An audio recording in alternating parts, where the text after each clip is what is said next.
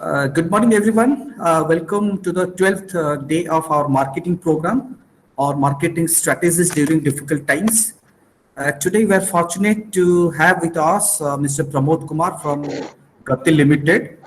Mr. Pramod Kumar bestowed with the unique role of Head of Business, Operation and Customer Service. Currently, he is leading the supply chain for both B2B and B2C line of businesses. He holds a post-graduation degree from NITIE batch of 2009 and 11, carrying a worthy experience of 9 years. He got the opportunity to manage and drive various leadership roles within the organization since 2011. He joined the organization as a network manager North Zone and eventually evolved himself into roles of ZDW manager, EDC head West Zone, currently leading the profit loss of 350 crore annual B2B and B2C business. With an ability to create a clear-cut visibility for himself in multiple roles, accolades from MD, President and the leadership team with excellent rating and promotions have been accorded to him. There has been a continuous trigger in him to set the standard for excellence to deliver persistently lead innovative programs by taking operations and business to a new scale of height. Recognized within the organization for being an avid performer, a thought leader and a thinker. He firmly believes in the concept of people leadership to gain commitment from his team by influencing and persuading them to set specific objectives, thereby establishing cooperation and cohesion. The rigor in him have always remained instrumental in providing a directional guidance to the e-com workforce of 1,200 people of operations and customer service spread across the country.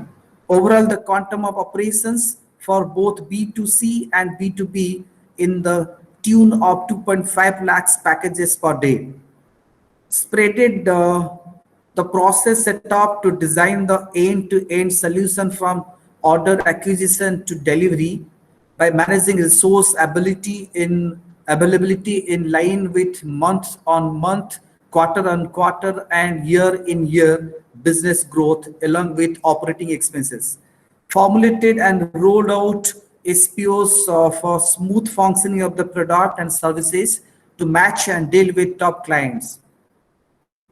A strong knack and quick mind for business acumen and analytical skills, he has been nominated to be a key member of the senior leadership group, contributing to the strategic decision making and operational execution of the company initiatives all across the verticals to enhance and support the vision and mission to build a strong and robust network and delivery capability. We welcome you to ASBM University, sir, to the session also. Now I would like to request Mr. Pramod Kumar, sir, to address the occasion. Over to you, sir. Thank you very much. Thank you, Professor Samantre, for inviting me. Thank you, participants, for joining me in this session. Okay. So without much wasting time on the further introduction, thank you for such a great eloquent introduction. Let me directly get on to the presentation. Just someone can indicate if this presentation is visible to everyone. Am I audible to everyone? Yes, sir, it's clear. Okay, thank you. Okay, how we do it normally, like at the end of this slide, we are going to have Q&A session at every end of every slide, or we will have at end of the presentation. How normally we do it? Sir, how usually the participants are comfortable. Usually at the end of the session, we have a question answer session. But if students have in between any doubt, they are writing in the chat box. So for any slides or any term and concept they want to know, they are writing in the chat box. Okay. Okay. So I think I would like everyone, each of the participant, that let us have this two-way dialogue rather than monologue from my end.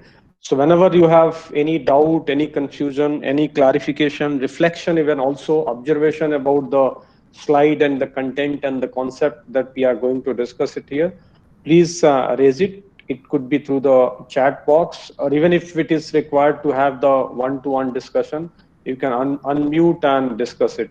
It is always good to have the two-way discussion. Otherwise, it is always difficult to connect since we are virtually connecting with each other. I hope this is fine with everyone. Let's get into the presentation. I hope this presentation is visible to everyone. Yes, sir, it's visible. Okay, thank you. So, how I have structured my today discussion is that broadly I'm going to cover these are the broad sub theme, no, in a specific with a special reference to the sales strategy that we are going to have, or that we have it, or any organization needs to undertake in such difficult time, no, which is a global pandemic that we are grappled with. So we are going to discuss that how the globally the geopolitical situation has changed, and how it has impact on the global supply chain as well as the business at large. This pandemic, in fact, all of us are aware that this has also brought a lot of opportunity, especially in era of, or especially in field of digital economics.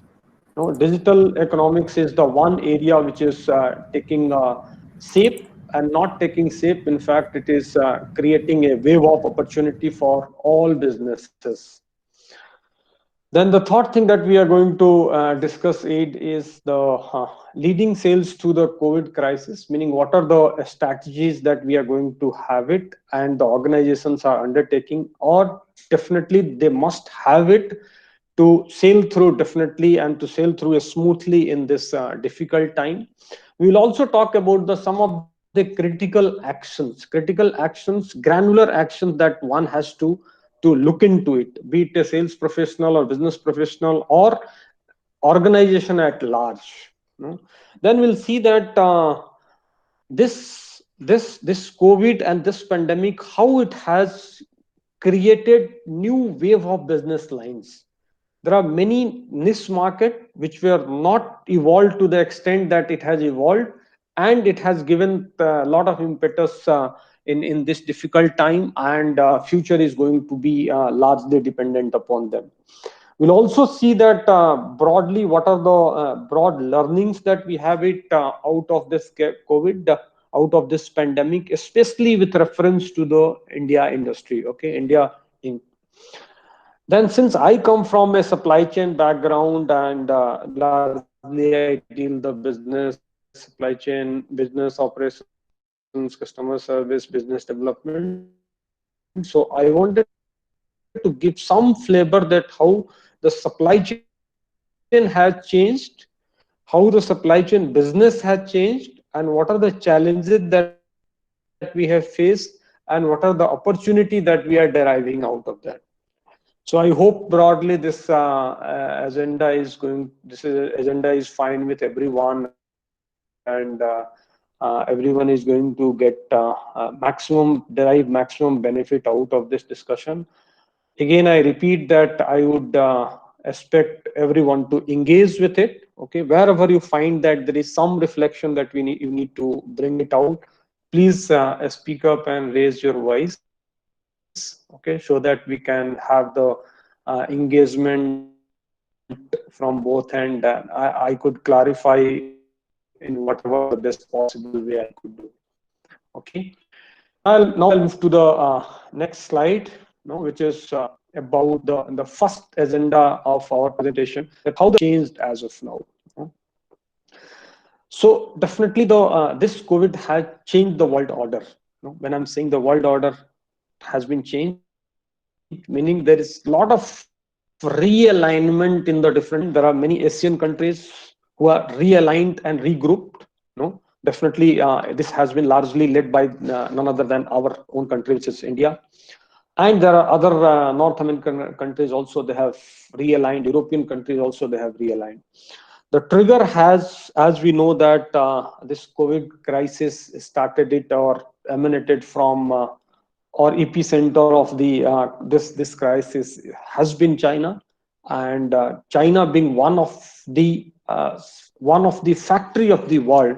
Rather, one data point that always we quote is like around 28 to 30% production, or the supply of the products, or the manufacturing that happens in the world, the manufacturing base is in China. No? So when you have the large manufacturing base in one country, meaning the entire globe is going to get affected because of this crisis, and we are seeing that that effect has happened. No? So this is, and since the China has lot to answer on it, no, which always we know it, and many countries have been vocal about it, as a result of which China has been cornered, and the ripple effect of the effect that is created in the China manufacturing has been seen in other countries. No? So as we know that in the product and electric mobility field, consumer brands field, we have a lot of manufacturing which happens in China, not lot of maximum manufacturing, whatever the currently we see, especially in the field of consumer brand and electric mobility, that happens in China only. No? So sourcing in India, or even sourcing in European Union, or even North America, South America, in all these subcontinents, the maximum or most of the manufacturing, it happens in China. When it comes to the electric mobility, which we keep hearing about it, okay, because this is something which is very essential from the sustainability per se, from the green mobility per se. But just for everyone, the entire forum and everyone to know that in case field of the electric mobility, one of the major ingredient in the electric mobility is the lithium ion battery. Okay, and all the mines of the world, most of the mines are in China, and even if in some of the other subcontinent and countries, the mines that we have it, those are also been acquired by China. Okay, so consumer brand electric mobilities are something that is directly hit by this change in the world order. No? Then we see that the e-commerce of the world, if you look at the India e-commerce, the almost 80% plus market is dominated and captured by Flipkart and Amazon of the world. Their sale every year after year has been directly anchored and influenced by the excessive and obsessive sale of smartphones and electronic appliances. No? When I'm saying excessive and obsessive, meaning we must have seen and experienced it also that deep discounting has been the one of the key sales strategy for all these e-commerce companies, and because of which they are getting a lot of market share.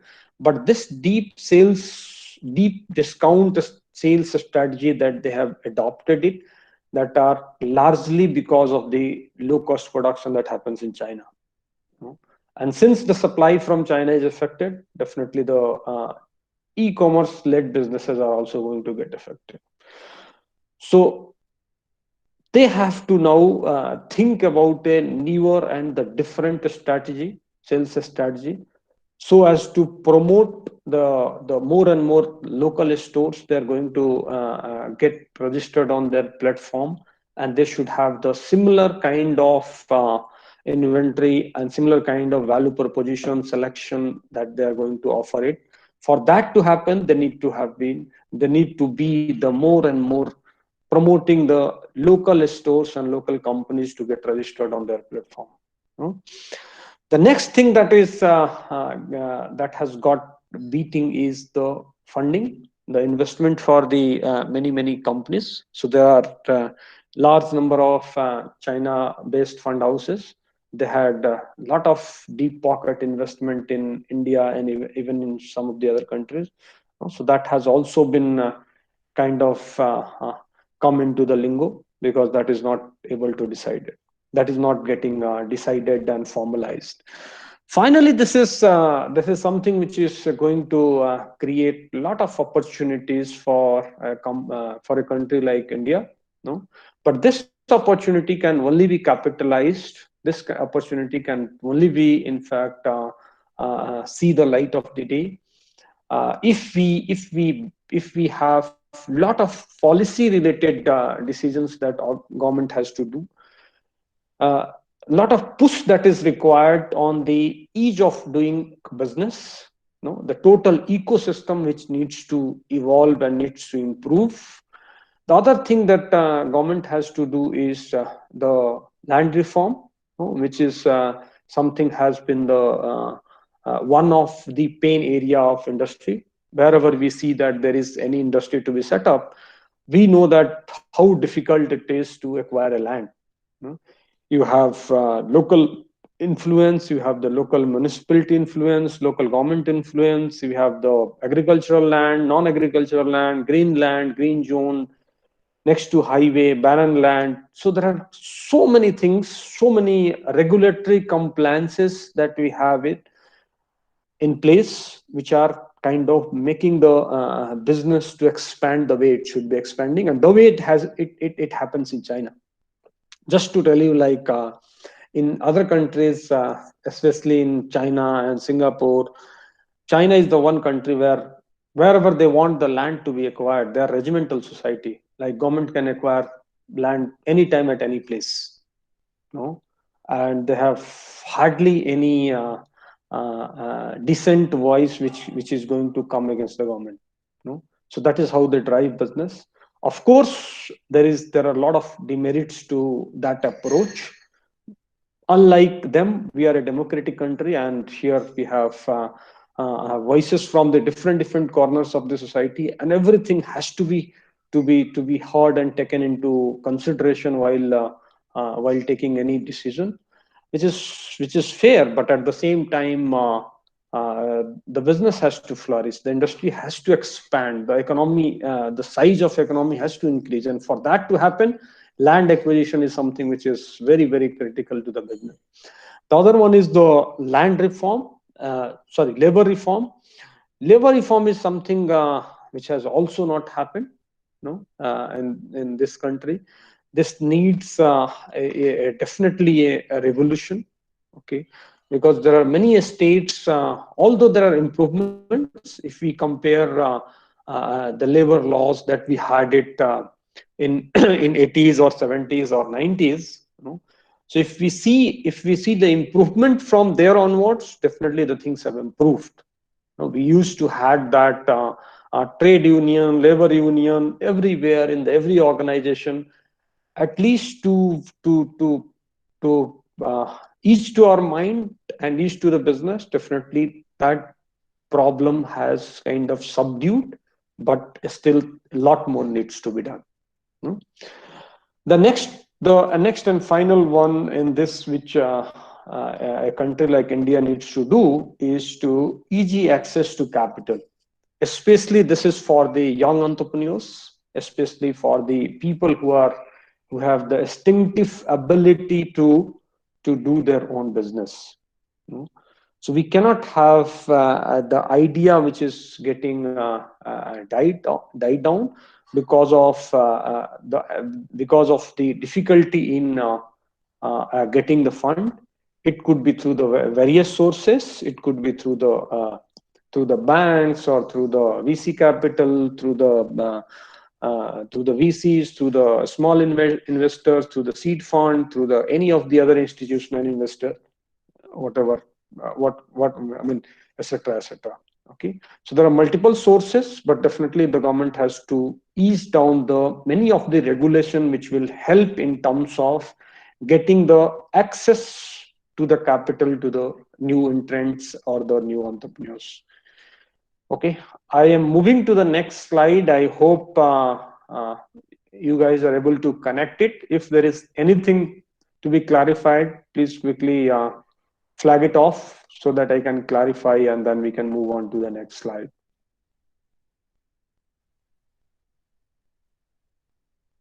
Okay, so I'm moving to the next slide. Thank you.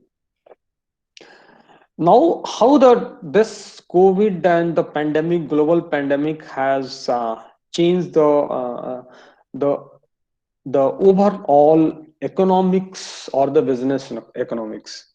Hmm? So this is the one area. There are many organizations, especially when we see it in India. There are many organizations still they were averse to technology. Okay, they were not very technology pro. One, they were not very tech savvy, and third thing is they were always thinking like technology could be the one of the burden in terms of their balance sheet. Okay, but this pandemic has definitely created a wave of opportunities, wave of opportunities to do a lot more on the technology space, do a lot more on the digital space. So if you look at even the our business, which is our supply chain business, which is for too long this business has been like limited, and not it has not evolved for many professional people. Okay, however, there are lot more which needs to be done here technologically or through the digital intervention to bring the efficiency. But thankfully to this COVID and this pandemic, these things have started rolling up. So now we see that companies have started using the technological platform and the new digital solution for the route planning, for the optimization of last mile delivery system. Okay, and these things are giving a lot of efficiency in terms of the overall turnaround time in the supply chain. Okay, overall bringing the efficiency in the supply chain it is, be it at the last mile, be it at the first mile, be it the middle mile. No? Then since the organizations have started adopting the technology to this extent, we are getting the data on the real time. We are getting many more data which we didn't have the access of in the past. Now we have that access of. We have actually that real time data, we are getting it captured. And those things are helping to do a lot of process improvement. When I'm saying process improvement, their process improvement, it is related to do with anything that we do it in our kind of business. And when I'm saying about the supply chain and the logistics business, this business comprise almost 14 to 50% of your cost. So when you look at your P&L, okay, so the first major cost will always be, in case of any product industry, is the cost of goods sold. So after cost of goods sold, you will have the second major cost stream in the P&L will be always be the supply chain and logistics cost.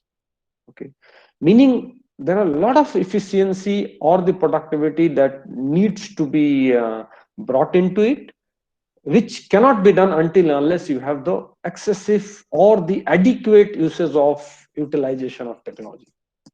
So with this data driven, now we have a lot of application of artificial intelligence and machine learning that we have that has come in play, and because of which we have all these organizations, they are moving towards a good sustainable algorithm for every element of the supply chain. So that is something which is coming up. Definitely it's a welcome change and opportunity. And here also, so all these opportunities are bringing business opportunities, are bringing opportunity for the sales, opportunity for different organization to design their product, design their services, and so on and so on. Okay, then we have digital transformation of local kirana shops. Okay, all of we know that how difficult the last lockdown had been, not only for India. It had been difficult for the entire globe and difficult for the everyone and anyone on this planet. Okay, and when you have everything closed down, every other activity is completely has come to a standstill, no, but because we had a lot of dependency in past 4, 5, 6 years, or I would say 7 to 8 years on the e-commerce, and e-commerce has its own advantages, and it had made the life of all of us very easy, no? But the importance of kirana shops had been realized in this lockdown, no? And it had also realized that these kirana shops, these local shops, grocery shops, they have the key role to play in the economy. Okay, they cannot be written off, but at the same time they should be strengthened. There has to be a technological disruption or intervention which was waiting to happen in this space, but somehow it could not happen, which is thankfully to this pandemic it is happening now. So there is a new wave of business which has started here. There are many companies which have come into this space. Even in fact, Reliance has started it, and they are bringing all these people on the platform, no, and they're integrating, bringing all kirana shop on platform. They are building a system wherein these people will also come into the digital economy, no? They are solving their problem with reference to the credit worthiness, with reference to the credit that they get it from distributor. They're solving the problem of the feeding which happens to them. They're solving the problem which is the purely hyper local last mile. And just for all of you to know that the hyper local business is something which has not evolved in this country, which is now taking the shape now. And again, in this pandemic, we have seen that hyperlocal has given lot of has been given a lot of focus, no? And there are many companies which have come, and they have started designing their services and products to cater the hyperlocal requirement. And it is estimated that roughly this last hyperlocal business will be in the tune of 10 to 12 billion dollars, no? Which is kind of 3x 4x than what we have the supply chain business that we have it, no? So this is the one piece I wanted to give emphasis. Definitely there are many other disruptions which is happening in digital space. Okay, like organizations need to display the information correctly and accurately on their product, no? And I'm sure that all of you are abreast to the fact that recently government has mandated that every product which is getting sold on the any of the e-commerce platform have to have the mention of the source of that product. Okay, what is the source of this product, whether this product is coming from China or Singapore, Vietnam, Taipei, or what is the source of it, Malaysia or some of the other nation of this subcontinent, no? So this is something that government has mandated it. And this is going to be again reaching out to customer through the digital intervention only, because until unless you have a very good robust digital system, all these informations are not going to be accurately captured. And until this informations are accurately captured and accessible to the end user, this is not going to help, no?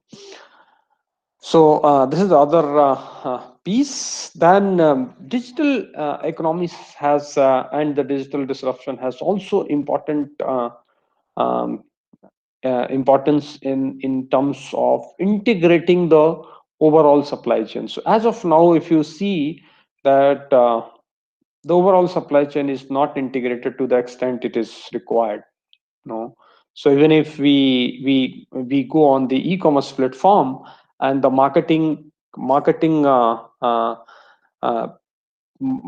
marketing of that product or display of that product is appeared on the search on the platform, but it is not accurately getting shown that how many units of the inventory that we have it on the platform.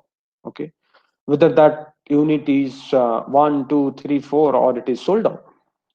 Okay, so back-end processes, back order processes, and resupply and replenishment of the product should be integrated with the tier 1 and tier 2 supplier also. No? Then the marketing strategy is here. For the marketing strategy of the product is going to work efficiently. No, so these are some of the things. I'll move to the next slide, but definitely I want few intervention and uh, questions. If you guys have it, it would be good. Happy to answer that. Yeah, anyone?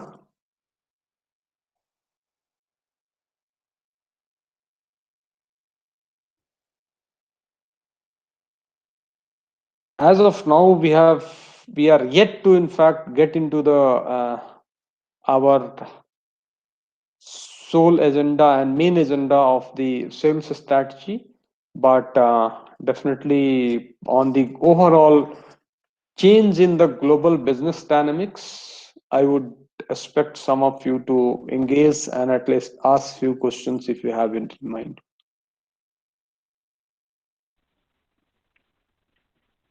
Excuse me, sir.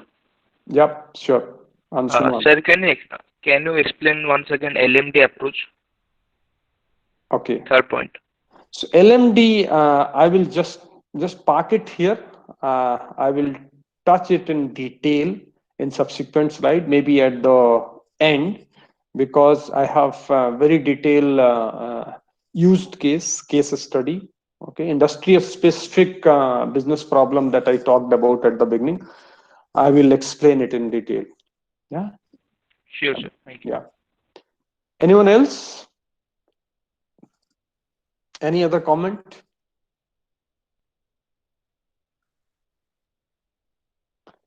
Okay. So if we don't have any question, then we'll move to the next slide. So next slide is about leading the sales through the COVID crisis. So to my mind and based on my study, I feel that there are four major pillars that we need to factor into the sales strategy in this difficult time. Okay, and we'll talk in detail, great detail here on each of the pillar, and I want all of you to pay your attention here. Okay, so the first thing is that we should respond. As all of us know that this pandemic has struck to the entire world, no, almost I would say suddenly, no, in a span of 1 to 3 months. In a span of 1 to 3 months, the entire world, many major economies, they have grappled and struggled with this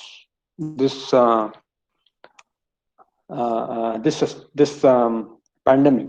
Okay, and as a result of which, every organization, every sales organization needs to respond, needs to respond uh, to this crisis. When I'm talking about the response to the crisis, meaning to handle this crisis, we cannot be like completely sitting at home in the lockdown and waiting for this crisis to get over, because as we are hearing and we keep hearing that this crisis is going, this COVID is going to continue and going to be here for some time. So we need to respond. Organizations need to respond. How to respond, what to respond, we'll discuss it further. Then organization needs to reflect on the fluid situation. So situation is very fluid. As we know that things are changing, and they are changing for last 5-6 months. They're changing every other day. I'll just give you the example of our country only. Let's say our business only, my business only. How things are changing. You have the one side, probably one day, 10 COVID cases cropped up. The entire site has to be sealed down. Now the stock which are moving from one OU, one metro, one city to the other city, let's say your city, Bhubaneswar or Kolkata, that site is sealed.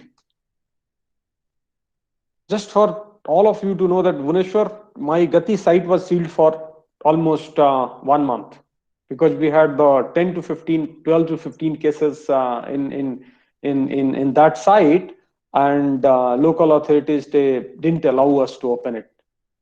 And it was not only our organization which had to shut down the site. There were other business and the other companies in that area, they also had to shut down.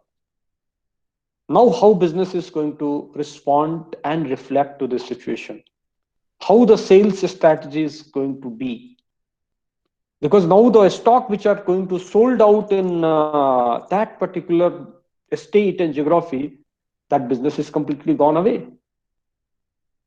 No, but we can't sit back and wait for things to normalize. We had to do we had to re-strategize our things. We had to rewire the network, so that our revenue, business and sales should not get hampered. So that is something what I mean by reflecting on the fluid situation. And there are many more such examples that we have witnessed in last 5-6 months, and still we are continuing to witness them. Okay, the third element that I'm going to talk about is the reimagine the sales to regain momentum. Here I'm talking about that how we are going to strategize in terms of our products, in terms of our offering, in terms of our pricing, in terms of our beating the competition. So the first thing is respond to the crisis. Second, the reflect to the situation. Third, reimagine. And the fourth one is rebound. What do I mean by saying rebound? This crisis is there, and this will remain be there for a few more months. But what are we going to do to rebound the rebound the complete organizational sales process once once the crisis is over? How are we going to rebound our complete strategy? Because organization has to survive. The life has to go on, and whatever the loss that every organization has made in last 6 months, 6 to 8 months, and which might continue for another 4 to 5 months, because as per the news that we keep hearing, that vaccine is not going to come before, let's say, first quarter of next year. So the loss that every organization has made in terms of top line, in terms of bottom line, the loss that every organization has made in terms of losing the market share, that has to be covered up. Business has to rebound. Then what are the strategy which we are going to have post crisis? How we are going to rebound our complete and restructure the complete sales process so as to gain the business at BAU level, business as usual level. Okay. Now I'll move to the next slide in continuation to the previous one. So there are 4 R's. Yeah. Someone has any clarification? Yeah. Anyone? Sir, can you give an example how a company reflect this situation in this pandemic situation? Yeah, I'm coming to that. So this slide is I'm going to expand. I'm going to explain that. Yeah. So this one is, yeah. Thank you. So this one is in continuation of the previous one. So now here we'll see that in detail, that how one has to respond, how the organization has to reflect, how organization has to reimagine the whole strategy, and how the organization is going to rebound in long run, okay, through the strategic initiatives. So and I hope it will answer your question. Okay, if not, then please we'll discuss it. Happy to answer again. So in every response, every element in this R, 4R that I am going to give you to, every R will have the some external action and some internal action. So when I'm talking about the responding to the situation, when I'm talking to the reflecting to the fluid situation, when I'm suggesting that how to reimagine the business strategy, or when I'm saying that how to rebound through the strategic initiative, every will have the some external action and some internal action.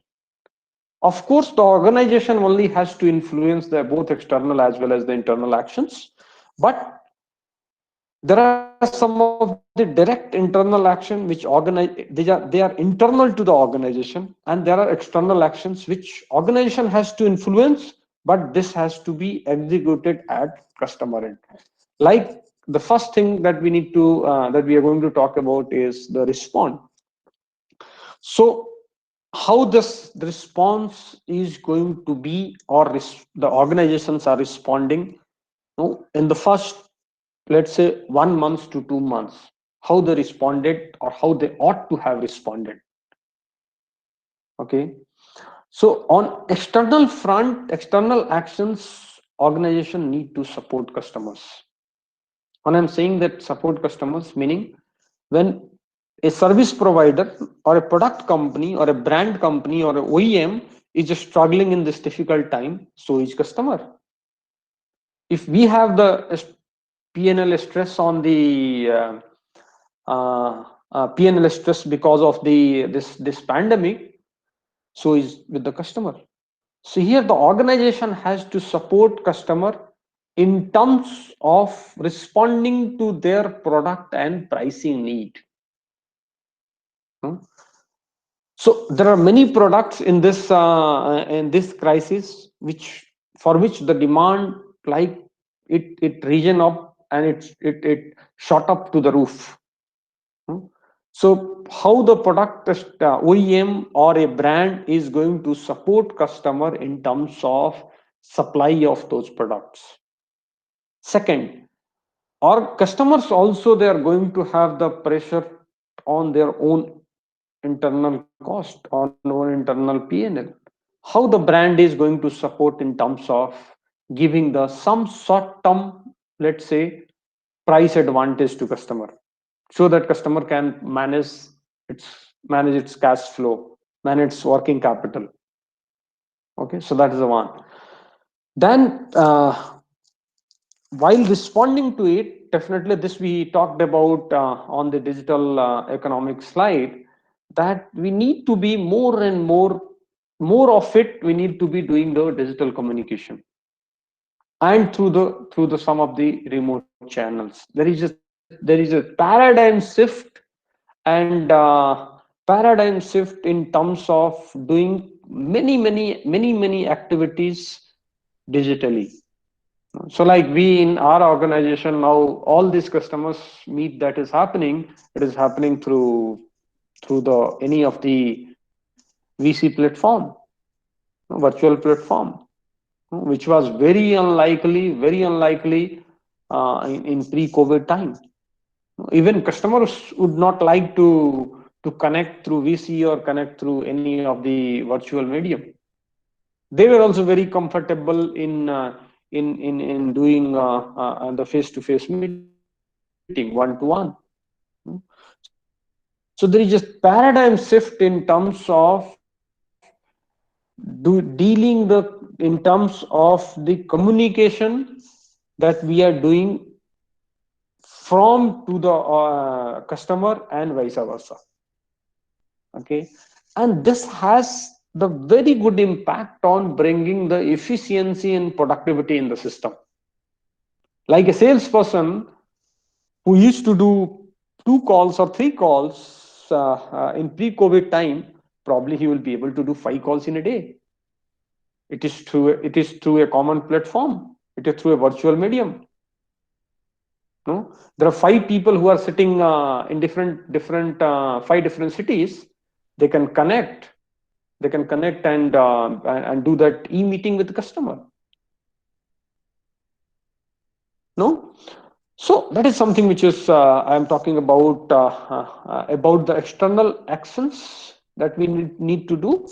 Now the internal actions in terms of responding to the customers are that we have many service level agreements, service related agreements, which definitely need to be amended. Definitely need to be do the some kind of correction. Okay, so that you can let your sales afloat. Monitor seriously and sincerely about the cash flow and liquidity, and which actually comes directly into the sales organization of the companies.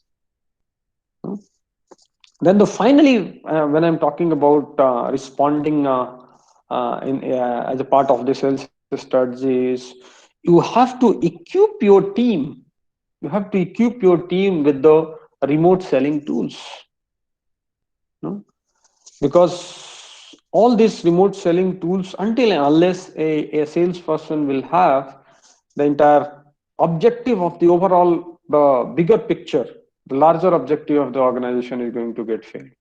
Meaning every salesperson will have the complete all equipments with to do with the any remote working, any remote selling, any digital tool through which he can share the detail with the customer. He can connect through the VC. He will have the good connectivity. He should have many more things on his mobile, and he can do it through the applications, which app that he has it in his handset. Okay. Now the next one is that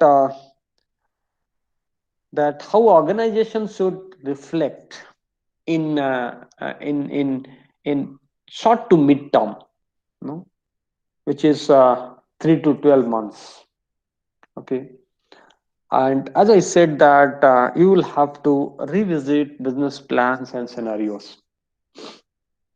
No, so what I mean by revisiting business plan.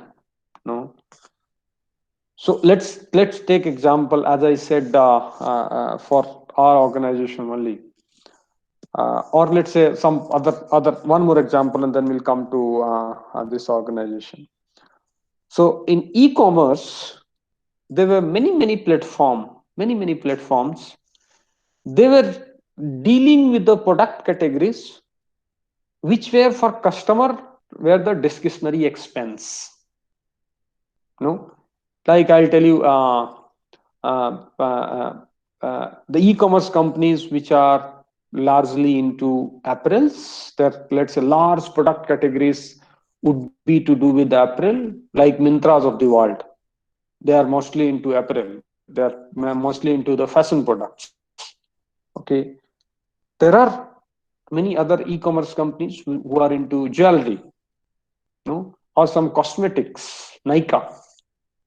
So all those companies, they had to struggle a lot. Because in this pandemic and in this COVID time, people are very hesitant to do any discretionary expense. So they have to revisit their plan. They have to list the many more other sellers who are into the essential products, selling of the essential products, which is something to do with the hygiene, sanitation, and COVID related stuff. No, so you'll have to revisit the business plan.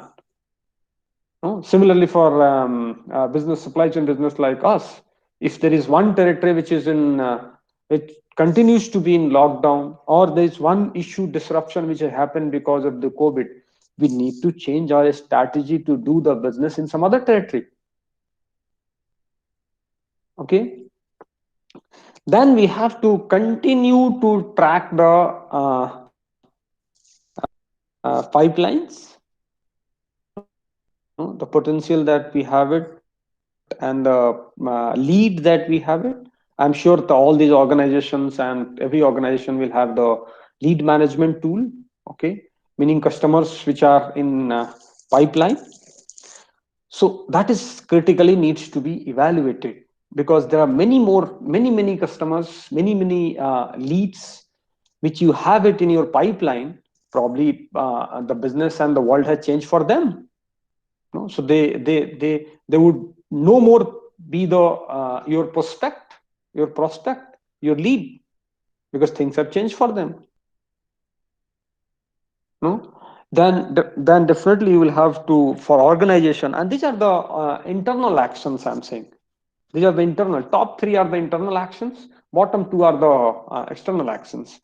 So, and then third thing you need to do is to do a lot of restructuring that is required in sales team, and especially to do with the productivity and the deliverables that they are delivering at COVID time. No? So that needs to be reviewed, so as to bring the efficiency in the organization and let the organization afloat. Otherwise, there are many organizations which are struggling big time, and especially they are struggling because of the cash flow situation. And cash flow, if you understand it, this cash flow is a vicious cycle. And when there is a liquidity crunch in the market, then cash is getting trapped, and everyone will start looking for longer credit period. Like for our industry, I can tell you that the average credit period used to be 40 to 45 days. It has increased to 60 days. Now of late, every customer is looking for increase in credit period, which is around 15 to 20 days. So to run the company, to manage the cash, to run the working capital, to run the show for 14, 15, 20 days is a hell of a lot of money. And this is with every organization. Okay. Then there are external actions. Now, external actions, when we are talking about external actions, we will have to understand the customer requirement, because this COVID has changed the customer requirement also. Customer will have the different requirement. They will have the different priorities. Okay, they will have some of the things which they will reprioritize, some of the things they will deprioritize, which we need to understand. Any sales organization need to understand. Until unless you understand the customer's requirement, you will not be able to reflect on the situation. You will not be able to respond to the situation. Okay. Then at the same time, and the final one, which is again the external to the overall scheme of things, is the understanding the competition's landscape, so that you can spot the opportunity. You will have to keep the close eye on the competition, whether that organization and competition is struggling, not struggling. Are they able to survive? Or if they are surviving it, what is their strategy? Okay, are they looking for revamping their own strategy? Okay, are they continue to be strong in the geography and in the business line which they had been before pre-COVID? So all these reflections we need to do. Then the third thing is reimagine. Okay, reimagine. Build the foundation to gain the momentum. Build the foundation to gain the momentum, because I'll tell you, this lockdown and this COVID was a complete reset for many businesses. It was complete reset. You are starting from zero. And whosoever has reimagined in during this COVID time of 2 to 3 months, they will be the winner. No? So this foundation, it needs to be let down, so that the organization and the sales organization can be built further. No? So in reimagining, the external actions are that whatever the strategy for your organization, go to market strategy when I'm talking about, okay, we need to digitize them. So there are many product companies, brand companies and OEMs, they will have large sales force which were on feet on a street basis. No? They are distributed across geography, they are distributed across territory. But that is not going to work now in this scenario. So the things have to get digitized, and the entire sales force have to be trained on this strategy. They will have to be equipped with the all digital tools and techniques, and to sell and to go and sell in the market. Because people will be very in current scenario, people, meaning customers front, they will not be very comfortable in terms of engaging and dealing with any face-to-face and face-to-face meetings. So things have to strategize. Okay. Then the other thing is that you will have to rework on the offerings and pricings. Pricings and offerings needs to be reevaluated, and we need to rebuild this. We need to rebuild this, because maybe the offerings and the pricing that we are offering to the customer is not something that that is relevant in current set of things for customer. So you'll have to work on it. We'll have to work on it, so that this pricing and offerings at the things start showing the normalcy, or the things start getting settled down. This will help.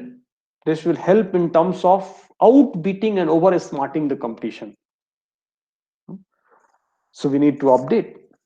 Then we'll have to also, which is again now the two actions which are external, two actions again the internal to the organization.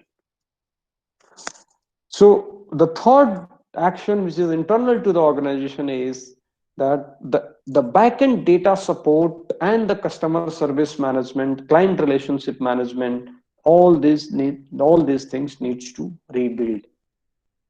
Since though digital medium is going to outpace, digital medium is going to take the center stage, organizations need to work and rely on that, need to invest time and energy into it. Okay. And the finally, in reimagining the overall strategy, it would be to look at the trend. What are the emerging trend? Because every problem will always come with some or other inherent opportunities, and how the things are emerging. And organizations should be reimagined, and the foundation should be let down in a way that if there is a new trend which is emerging, definitely organizations should have capability and capacity to transform in agile way. So it should be agile to the extent that it can be transformed in quickest possible time. So this is about the reimagining the overall strategy. to lay down the foundation so that you can gain the momentum in short to long term. Now the rebound, and this entire rebound thing is about the strategy which is going to be adopted, and which is going to, I would say, um, uh, to be executed post COVID or pandemic. No? Because this is going to get over. Of course, no problem can sustain forever. Every problem will have the life cycle. Every problem will have the limited life, and that is going to be sorted out. No? So how the business is going to recuperate and recover the loss it has made, or it would have made during the pandemic time? No? So all these strategic initiatives will should be intended to win the loss in this new normal time. And what is the new normal? The new normal is the digital economy is going to take the center stage. See, if the digital economy is going to take the center stage, you will have to scale up e-commerce. You will have to increase your footprint on the digital space. You will have to scale up the inside sales. So these are the some of the external actions. Then we will have to give that, because when the COVID is going to get over, everyone is going to to to try and make sure that maximum share is going to go to them, and hence you will have to give the personalized, customized attention and engagement to client. No? And especially this could be in case of any service and the product industry. There are always big clients, there are always uh, key accounts, enterprise accounts, wherein you will have business coming around anywhere in between 30 to 40%. Like organization like us, we have our key account enterprise, key account key enterprise accounts will contribute around 50 to 55% of the revenues, and they will be handful in numbers. So count will be very less, but contribution to the overall business is very high. Okay, so that is something we need to give personalized attention, customized solution, giving the attention to the extent that they should be engaged and connected with the sales organization or the service provider.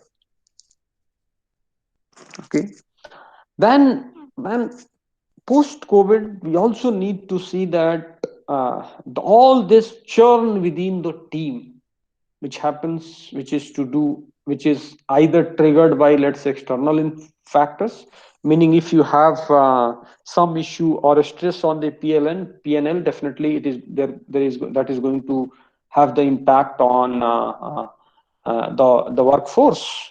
And if workforce is churned out, then this churn should happen in this pandemic time. Post pandemic, you should have very agile, very performance oriented, extinctive sales force, which is going to give deliverables and output in quickest possible time, and they are ready to rebound and recuperate and gain the loss that organization has made in this COVID. Okay, then the other thing which is very talked about in every organization at an industry forum is about, again, setting the artificial intelligence and machine learning. So there are many new technological tools which have come in the businesses. They are helping businesses to set up, and they are to do with artificial intelligence, machine learning, IoT, blockchain. Okay, and they all have capability to help organization to improve efficiency, to improve productivity, and as a result of which give capability and decision making tool to give the right pricing to the customer, okay, and at the right cost. Finally, every organization, this was the need which every organization felt the need of it in this pandemic, about a cross-functional team, a cross-functional powerful team which can always which can keep the close eye on the business, look at the different happenings, look at the emerging trends. They can identify certain elements.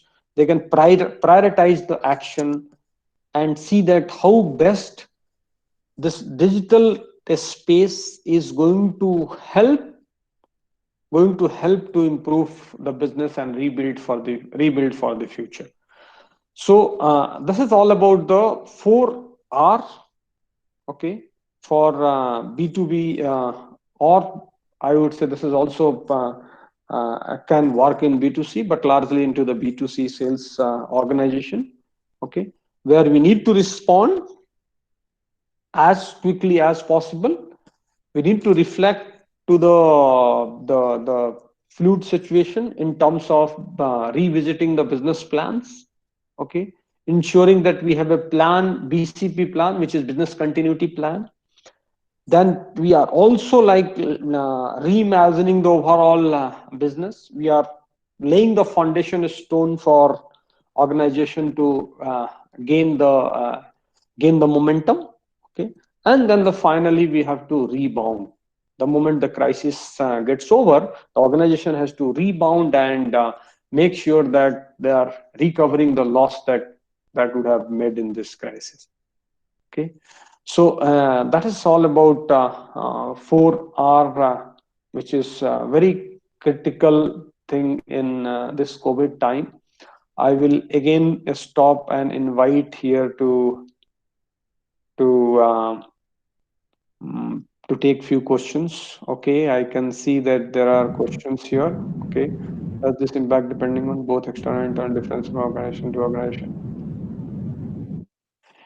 Yeah, so I'll the first question, to answer to first questions, definitely organization to organization, external and internal factors can change, okay, but it will only change to the extent the nature of business.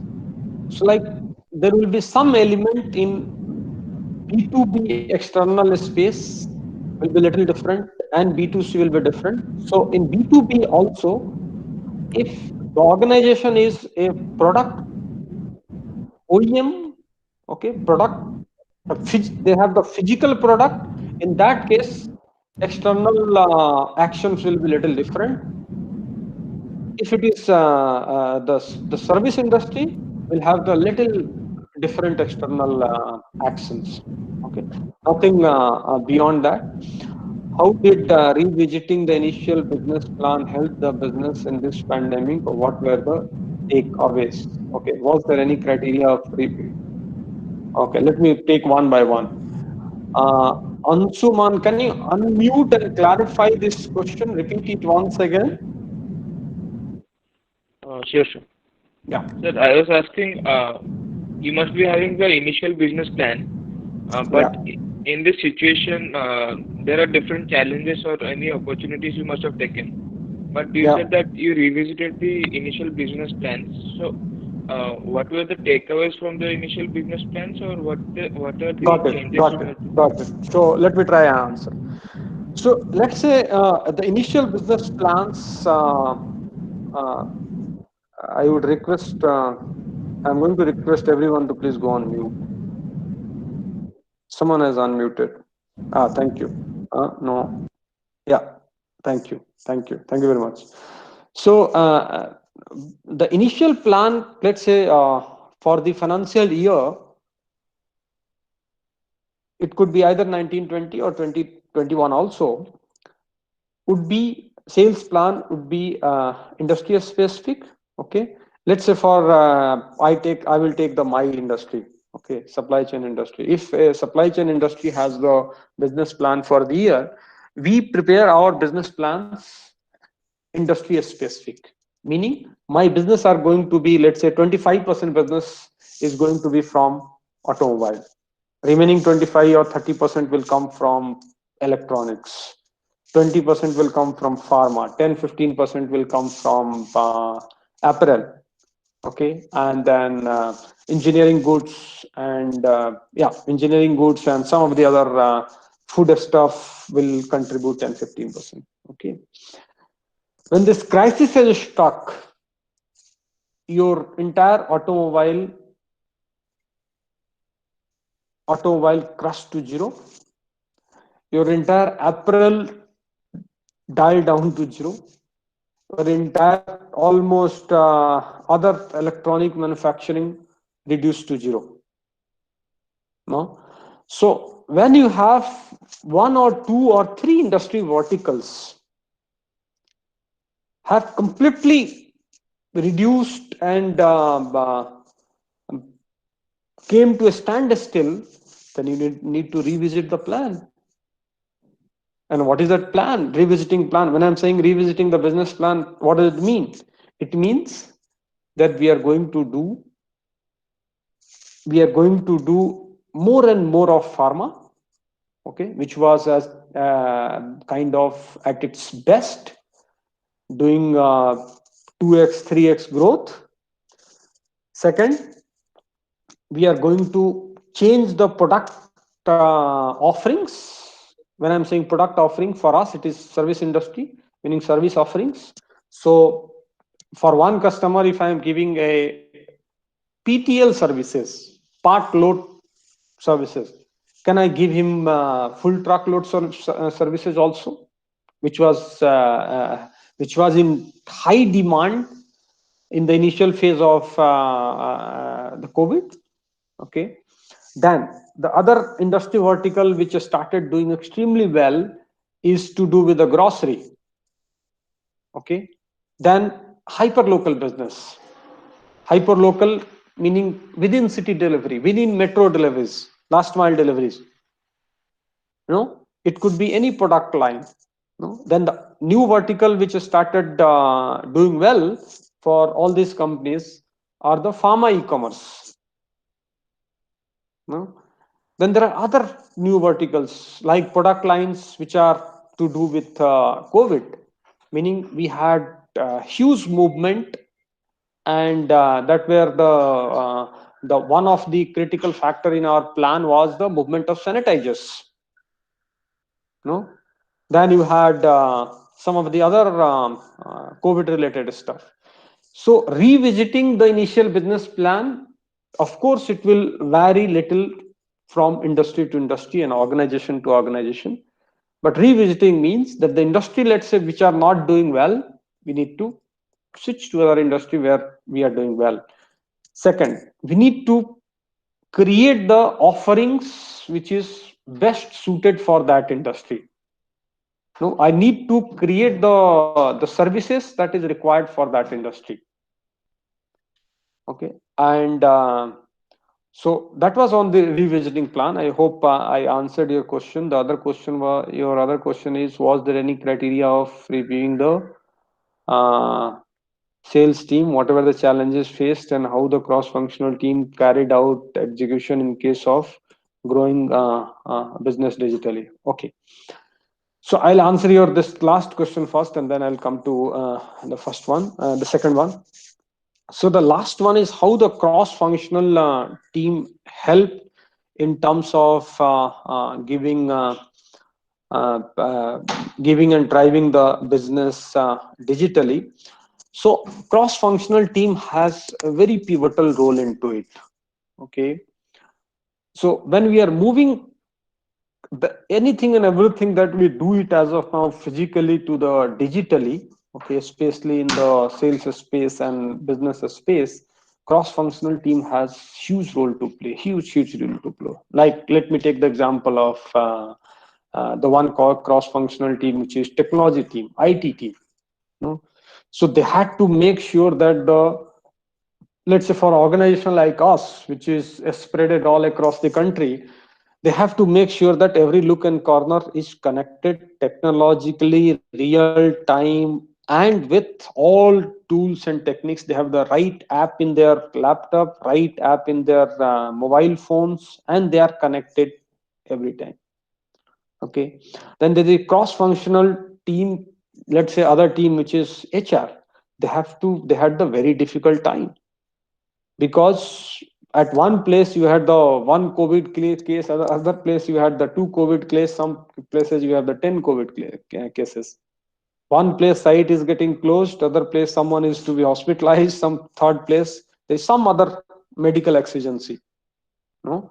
And all those exigencies need to be dealt critically, immediately responded with complete breakneck speed, no? The third cross-functional team, which is finance and accounts, they had again very difficult time, because the company has to maintain the cash flow. We had a very difficult time, and every organization has very difficult time to collect money from the market, because customers are not operating from their offices. They are not able to process the bills. They are not able to check the all the invoices that we had submitted. No, so there is a one hand, there is challenge from customer that they are not able to get back with our money. On other hand, accounts and finance had to maintain the cash flow. Okay, so that is how the cross functional team helped in executing and revisiting the plan. Now, was there any criteria of your third question of reviewing the sales team? Of course, we had to change all the metric and the parameters over which we evaluate our people, review our people. So, like until this COVID struck to the world, and until uh, things that we had it pre-COVID, we had a very good robust system to track people, sales people. So how do we do it? We check that how many cold call you did, how many proposals you submitted, how many customers touch point you had it today, and everything is tracked digitally, meaning all these guys have app in their mobile. They had to enter where are they going, what were the discussion points. They had to prepare the minutes of meeting that will also be submitted digitally, and that is going to be stored in our ERP system. Okay, so one of the critical factor over which we were assessing people were the number of visits, number of touch points, physical touch point that they do. Okay, what was it? What kind of client was that? It was it a NVD client, or it was a KEA client, meaning key enterprise account, or it was a SME account, or it was a retail account? No, and what kind of discussion happened there? What is the decision we undertaken? What is that we are expecting out of this meeting? All those decisions, every sales people needs to take it, but this COVID has changed it. Like now, there is no more physical visit. Okay, so we had to change. We had to change the metric for people to be evaluated. So definitely, it has changed. You will see a sea change in the way we are now evaluating and reviewing sales team. Yeah, I hope I answered it.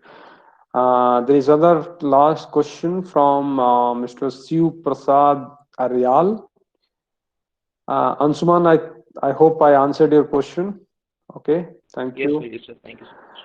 Siva Prasad, sir, as an university, we are B2C model. How we are to utilize these strategies for academic institutions? So I see that academic institutions also can utilize these strategies, no? And I can tell you that some of the strategies that most of these organizations have started doing it, and I can tell you that this COVID has brought Lot of opportunities, I would say hell a lot of opportunity for the institutions, for the organizations. Okay, because there was hardly, I would say hardly, not I mean, it was not completely zero, but there was hardly any practice of engaging digitally, engaging remotely with the people of different walks of life. No? So I can just tell you with my experience, last 2-3 months, in fact, I would have like given almost many webinars for many organizations, for institutions, for their internal consumption. No, which I would not have done it physically, by the way. I can't travel to various city to give these lectures. Probably time will not permit. No. So any organization, let's say one thing which is going to, which has changed and transformed, and probably this is going to be disruptive for the organizations, no, academic institutions, is the digital disruption. And I'm saying and suggesting and submitting to everyone that even if the things get improved, and of course it will improve, meaning problem will go away, but organizations need to embrace this change. This is a welcome change. This is a very good change, and it has come at, probably this should be called blessings in disguise.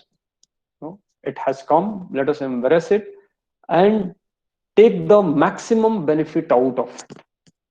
Okay, derive maximum benefit out of it, and some of the other strategies definitely will help. No, and academic institution can grow. Yeah, without doubt. Third question, next question on Suman Mishra. Hi, how was the experience of flying in shutdown? Did you manage the cost of holding goods short in some cases in they may be returned due to the supply? Or okay, so there are multiple elements to this question on Suman. Okay, let me answer it one by one.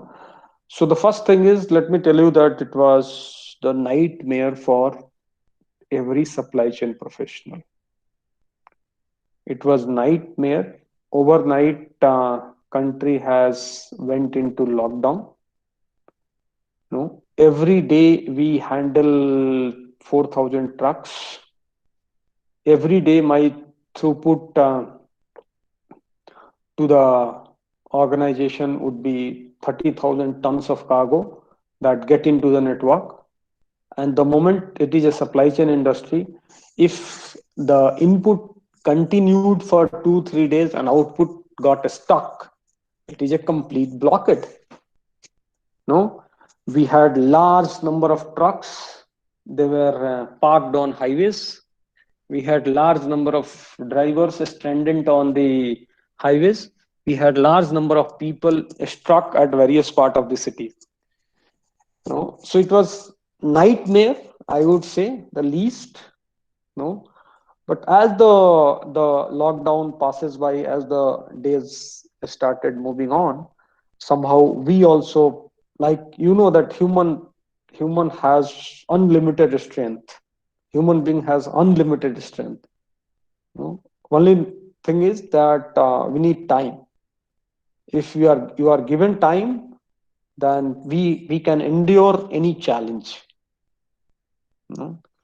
So at the things started moving up, meaning as the lockdown progressed, and as the unlock process started coming up, because from 23rd of March till 4th of, not till 4th, yeah, no, second, yeah, 20th, 28th of April, we were in complete 100% lockdown, barring the essentials movement. But from 28th of April, we started moving out of it. trucks, which were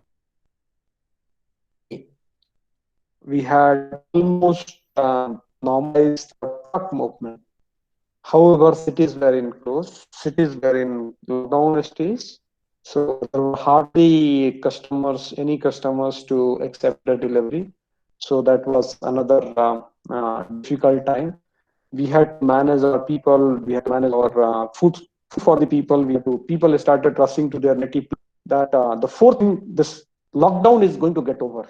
So if lockdown is going to get over, then how we are going to rebound ourselves. So we knew this, and as a result of which we held up anyone and everyone. We had our residential accommodation for all our people. So we organized everyone to stay back at home. They were staying at our place, and somehow we sailed through it. But still, the worst is not over. We have cases coming up, like Kolkata. Still, it is in 2 days in a week they are in lockdown now. So very difficult time.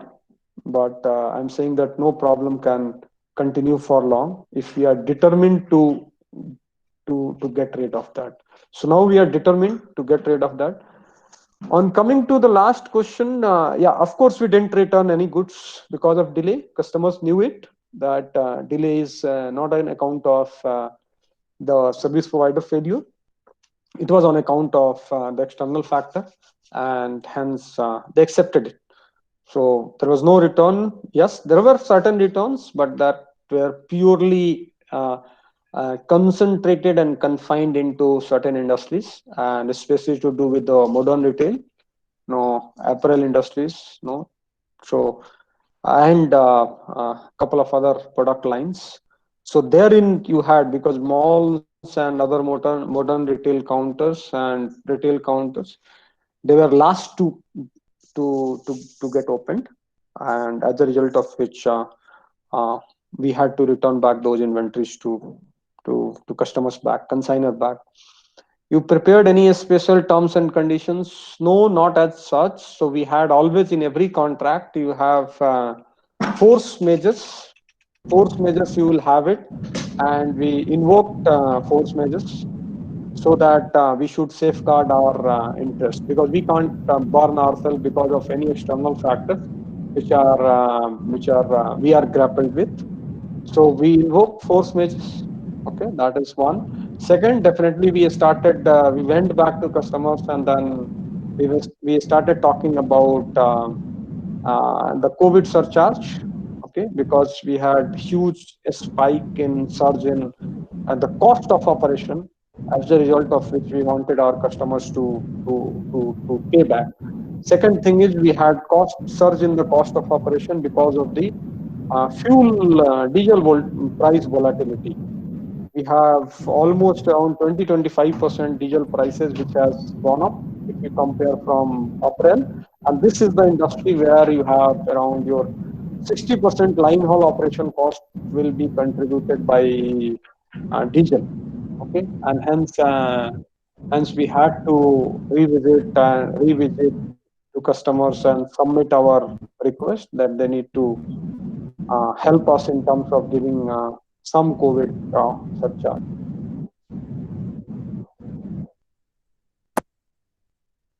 Yeah, Ansuman, I hope I answered your question. Yes, sir. Yes, sir. Thank you so much, sir. Okay, I can't hear you. Someone else is.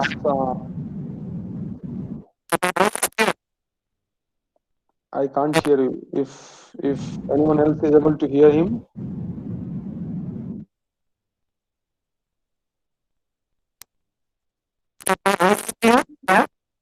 No. Please drop text in chat. No? Clear, sir? My voice is clear? Now it is clear. Yes.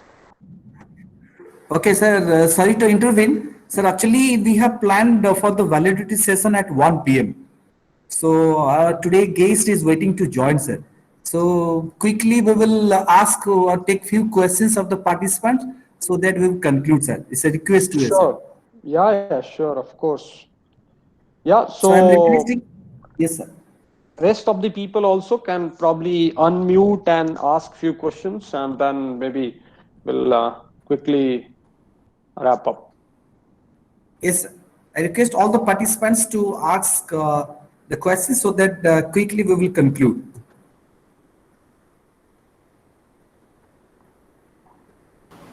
Hello, sir. I'm Sanjay. Yeah, Sanjay, hi. Yes, sir. Sir, I have a question to you. I want to know your thoughts about this. Sir, keeping this anti-China sentiment in mind, the government is now imposing new policies to improve our supply chain industry in our own India, and also removing the global chain supply from China to make India the global leader, new global leader. How you think this development will impact our industry, domestic industry, to creating new jobs? What are your thoughts? No, so definitely domestic industry has already been impacted. Okay, let me tell you, domestic industry has already been impacted big time. Okay, and this Are is in a going to negative way or impact in a positive way? negative way. Okay, the domestic industry has already been impacted, and it is going to further impact without doubt in short run, because I will tell you that there are many of the e-commerce companies, China e-commerce companies, and their operation has got base in India, and most of them had to shut down because of the crunch in the cash flow, and they have shut down their India operation, and that has direct impact on the people, professional staff, workforce that they had it, and so definitely this has the serious impact on the employment, and the business activity of India. But I'm sure that things are going to turn out in our favor if all these manufacturing activities, if they start developing in India, then this will help India to grow further and build the further business in that space. Okay, sir. Thank you. Any other question?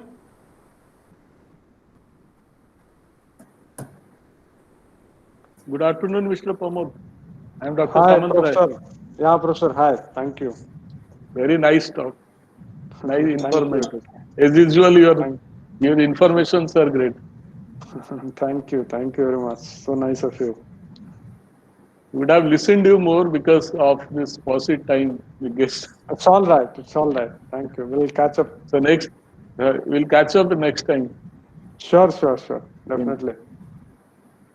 So due to Okay. the time constraint, we could not discuss more on this topic. So thank you very much, sir, for explaining all the important points and concepts by giving relevant examples. It was informative session. I'm sure that the participants will use this information and knowledge in their respective fields. So on behalf of ASBM family and university, we convey our gratitude for being with us, sir, for a beautiful session. Thank you very much, sir. Thank Good day, you. sir. Thank you very Thank much, you. sir. Thank you, Professor. Thank you, everyone who has joined. Thank you, the university, for inviting me. Thank you. Look forward. Thank you very much.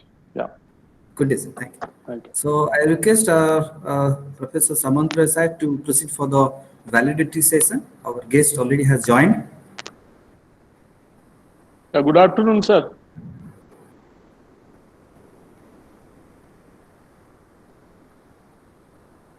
Can you hear me, sir?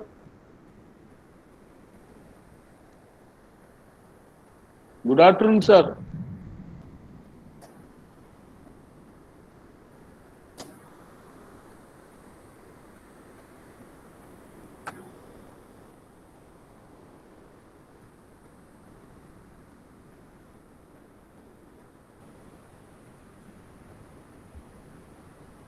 I think something happened. Left. Mohan sir left right now. Uh-huh. To join. Connectivity issues probably. Can be, sir. There's some technical glitches and maybe.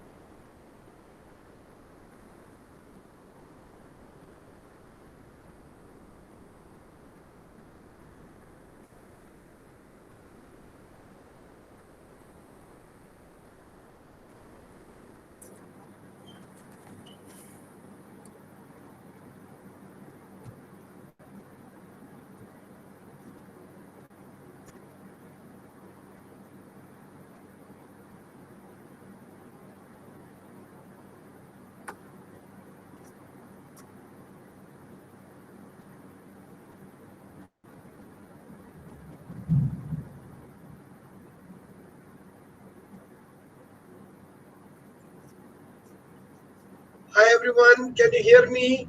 See me? Yes, sir. Your voice is clear. Sir, Oh, your thank you voice very is much. Thank you. Thank you. You know, your voice is. Sir, you can unmute your video. You can. Yes, sir. is it Now we okay can now? see you. Now you can see me Yes, sir. Yes, sir. You can and see. hear me. Hear me also. Okay. Okay, sir. Wonderful. So thank you very much for this connectivity issue. I have now connected it with my iPhone because the home Wi-Fi, I don't know for what reason it's not working. Although it was working about half an hour ago when I was conducting another training program. So apologies for the inconvenience and thank you everyone for being patient with me. No problem, sir. So what do you do, Mr. Shall I start, Mr. Sir, with your permission, let me introduce you to the audience. It will be pleasure. Go ahead, sir.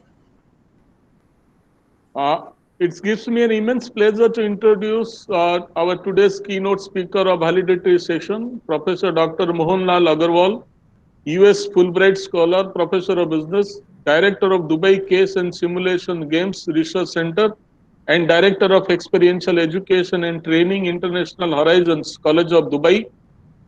And he is associated with NTPC School of Business, the Director of Research. He has been ranked as an experiential educator, trainer, and a domain expert in class and online faculty in business and marketing of services. He has been authored several business cases in Dubai and internationally that have been published and presented in several research seminars and conferences. He has traveled frequently to US, Canada, France, UK, Denmark, Germany, Italy, Switzerland, Australia, Singapore, and the UAE for participating and invitation to faculty development programs. He had taught at Stanford University, US, Ministry of Higher Education, Dubai, and other associated colleges in foreign countries and in our country. He has been acclaimed with awards like Hind Ratan, of India from NRI Association, Best Professor in Marketing in Asia, World Education Forum Dubai UAE, International Best Case Writing Award winner, New Delhi, India, Dean Recognition for Outstanding Teaching, University of Manitoba, Canada, and long awards, and these are all named to few. Sir, we welcome you to session, and we are passionate. We want to hear you from you on this particular topic. Thank you, everyone. This is the problem in sending your biodata because you never know who will read the whole thing and put pressure on you. It's almost like any player going into the field and then they start talking about how many divorces he had, how many birthdays he missed, how many children he never fathered, all those kind of things when you hear, and then you see that that particular person is to perform in the field. My God, that will be an awesome idea. So if I perform today, I will give the entire credit, to Professor Nath that he introduced me in such a, how should I say, frightening manner, almost that where I felt, oh God, which person is talking about. But thank you very much. I think the only introduction I would like to give, and which I'm very proud, is that I started learning how to teach and all those things in your region where you are. That is the eastern part, when I joined XLRI Jamshedpur in 1984. That was my real Gurukul, where I learned many things, where I was for 22 years, and which gave me all the opportunities which he had just now described. The great business school is one who lets you free. The great school is one who empowers you. And the great school is one which believes in you. I thought all these kind of things were happening at Accelerate. I also had a great appreciation and love for Bhubaneswar, because I think in Bhubaneswar there must be several vice chancellors and several other HODs who were either my colleagues or my students at one point of time. Your president, ASBM president, and I, we were together for a while at IIM Indore. And so that is another introduction I would like to give, that I consider myself very lucky that I'm a friend of your president, who is an inspiring person in most possible ways. So when he told me that this is the opportunity that I should take, I immediately took it with both hands to be here. I also know that my senior professor Rajan spoke in the beginning of this program. So I feel further, happy and proud that I am there to be at the closing end or closing of this particular program. So please stop me at any point of time for any of your questions, for any of your thoughts, for any of your Q&A. It is not like that someone is just speaking from the stage and you have to learn from that person like a sage at the stage. No, this is not what I am. This is not I would like to be. I would like to be one of you. So here we go. Let me first explain to you what I'm going to say, and then I will try to say what I would like to say.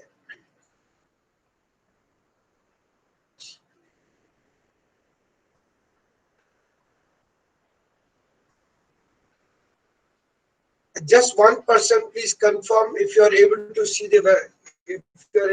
my Yes, sir. Yes, sir. slides. We can Thank you see, very sir. much. So this slide I will stay for a while.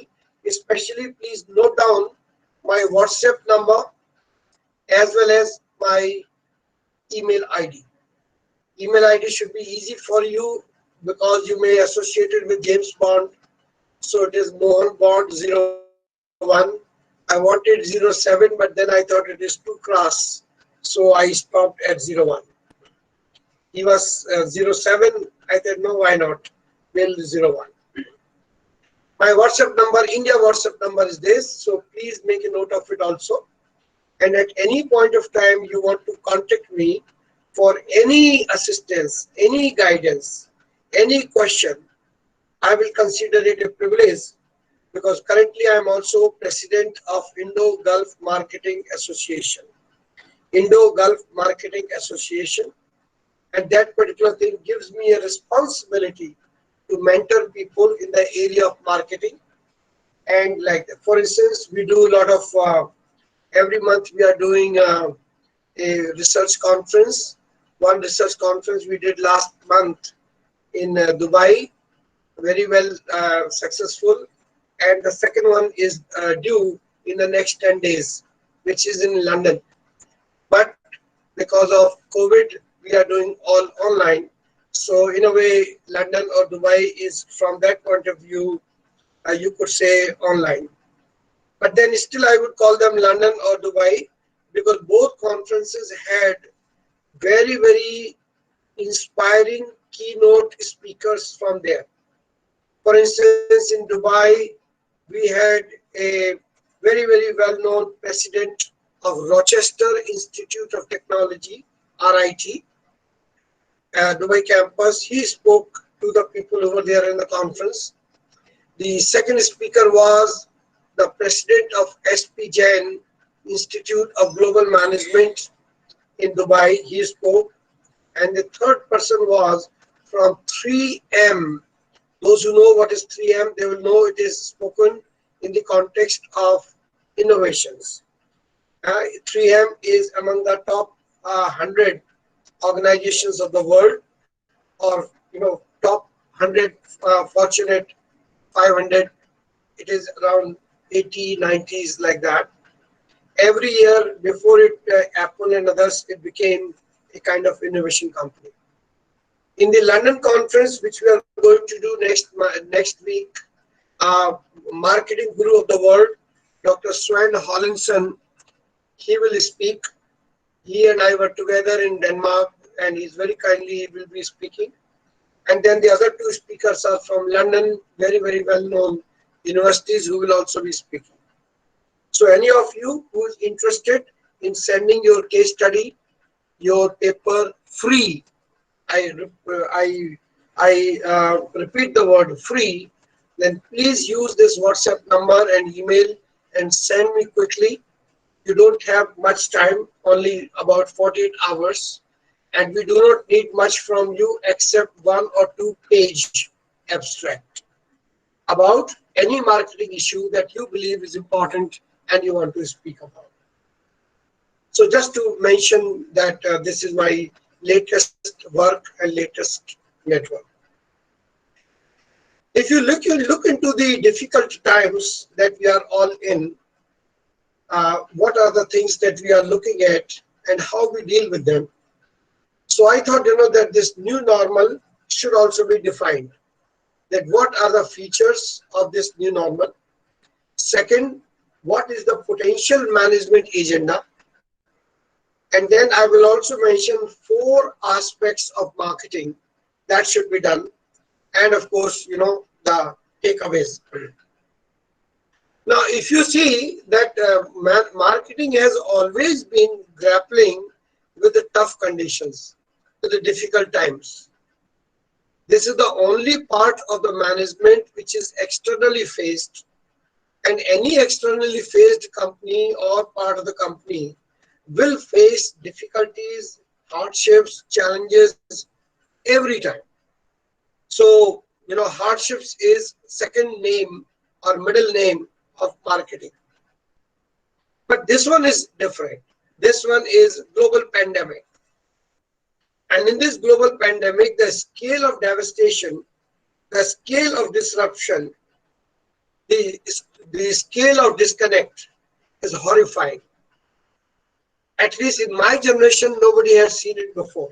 Probably my father may have seen when he saw 1930s depression, but I'm a person who was born in the second part of 1950s. So therefore, I have not seen an area or item like that. But then when I also see the way we are moving in this difficult time, I see much more preparedness, much more positive attitude, much more self-confidence, and much more technology. So the impact of this horrifying episode is not as bad as probably it was in 1930s when Great Depression took place, or in 1920s when the global plague happened.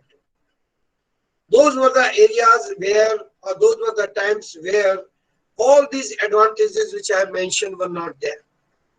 So facing those times and difficulties were greater than the difficulties that we are facing right now. And that is why I thought that I should be explaining this to you with a very clear distinction that things are not as bad as we might like to think, or as many of us may say that we are in a very bad time. Of course, we are in bad time, and bad time has always been a part of marketing. So we are also prepared, we are also much more trained, and that's why we will be able to handle it better. Governments also are much more responsive than the governments that were there at that particular time. So there is no need to compare it with 1930s or any other thing, and we can take care of this very well. If we look into the features of this new normal, there are many lists that you will see in any search engine or any other way. My list is also not very innovative, but at least it is mine. This is how I see it. For instance, number 1, I believe that the innovation and entrepreneurship will dominate business and government. Read this innovation as entrepreneurship, and read this innovation as innovation within the organization, which is called corporate venturing. So both individual venturing and corporate venturing will be there in both business and government. They will be looking at business models in everything that they do, and they will try to bring newness to do that. So this is number 1 point. In other words, we are not looking for service seekers or employed people or salaried people. We are saying salaried entrepreneurs. So there is one serial entrepreneur and there is a salaried entrepreneur. This kind of thing will happen in the new normal. The second is that I think in this era, second line, third line, and even lines after that, they will accomplish much more because they have been given the power by the people at the top or by the circumstances or by the market. So there is a decentralized leadership. The person sitting in the corporate office cannot decide what OYO should do or what any of these shared taxi people should do or driver should do or even the call center person should do. So this will be the second very, very important aspect of this new normal. So prepare them. And that is why certificate programs like the one that ASBM has produced for you is important. Because leadership without talent is useless. And talent without opportunity of leadership will become destructive. So this is point number 2. Point number 3 is that we will be seeing a lot more dispersed workforce. Dispersed workforce will be people either working from home or working on the move or half day here, half day there, in this location, that location. All that will require leaders who have the ability to mentor them. So mentors will be loved and roadblockers will be hated. Roadblockers are those who insist on protocol, process, procedure, documentation, prior approval, all those kind of nonsensical words that they use in the name of quality, in the name of discipline, in the name of excellence. You could put them as new words for what I said as inefficiency. The point number 4 is that people will be communicating on the move. So even though, like yesterday, I was doing a training program and one of the participants was taking the training in the hospital sitting by the side of his daughter. He never made even an iota of excuse that I'm so sorry, sir, cannot take your training because I'm in the hospital. He said, no, I have got the mobile and that particular mobile has data and I'm fully charged, I'm fully ready, so we'll take it. In other words, I'm so sorry, I didn't see the email. I'm so sorry, I didn't see the WhatsApp. Those excuses will be considered as a flaws in your personality rather than something here or there. So kindly, you have no excuses left, especially communications are concerned. Digital alignment for everything will be another feature of this new normal. Each and everything, each and every partner, each and every collaborator, each and every contributor, they will have to be on the same page of technology where you are. Just to give you one very, very simple thing, that colleges, schools, and business schools, they are facing difficulty of online education. Why? Because they say that there are students who are in different parts of the world where internet is not available or expensive or data is not there or data. One of the things that I believe schools and colleges should be doing is to provide them with a school-funded data package and school-leased device. This device could be preferably, I would say, laptop rather than phone, because many more functions and functionalities and features can take place in the laptop than any other place. So digital alignment, if it is not there, I would also put the blame on the college that why are you not spending money and giving the data package? You can give money for books, you can give money for cycles, you can give money for many other things, but why not for this data package? And especially when data has become so easily affordable and available. The next is that the customer trust and customer service will become new, I would say, dimensions for competitive advantage. quality, features, all those things will be there, but not as great as customer service or trust. For instance, if you want to give a surprise to your wife or to your husband with a cake for the birthday at a particular time, then you expect that vendor to provide that particular cake right on time, not 2 hours before. I'm sorry, we are closing, therefore we are sending the cake. Then there is the question of the trust and surprise. So I think marketers must become more nimble, much more focused to take care of this. Customer service. People will pay for customer service. And it is no longer an option, but it is a requirement. And finally, I believe that the local supply chains will return. In other words, whether it is vegetable vendors, or grocery vendors, or any other people who are providing you furnishing or this and that, they will become very, very important part of this new normal. So global supply chains will have to be redesigned in order to become a network of local supply chains, and then only this thing will work. In this particular crisis or time, what are the strategies that the marketers can do? So strategy number one, weaker companies and brands will vanish. Weaker companies and brands will vanish. Why? Because they cannot provide the trust, they cannot provide customer service, and they do not have the right vision. And today, consumers will be looking for reliable and satisfying replacement brands. I do not know whether my colleague professors have told you about what is known as the rule of three in a market. The rule of three says that in all industries, eventually you will see only three major players, and rest will be out. Or they will be sub-vendors or subcontractors, but they will not influence the market.